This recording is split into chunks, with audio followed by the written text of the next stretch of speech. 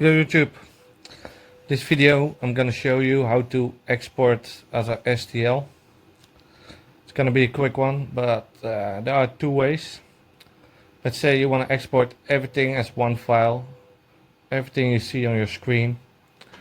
And you just go to File, Export, give it a name.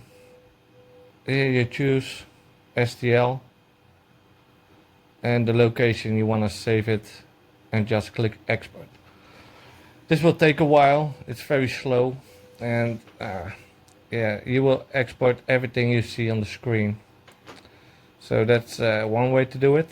The other way I use mostly, let's say I only want to export the handle, this black part. So to the components, you're gonna go to your handle. So you can see it highlights the handle.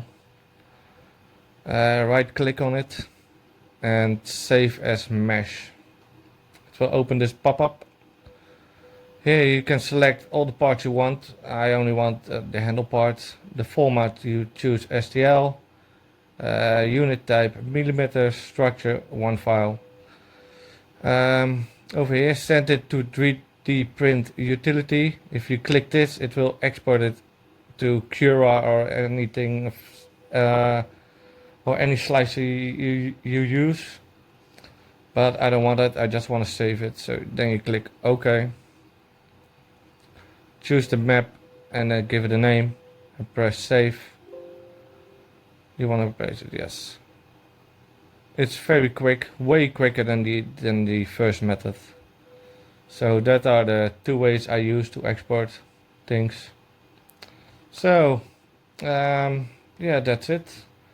Don't forget to like and subscribe, it will really help me out. Thank you, see you in the next video.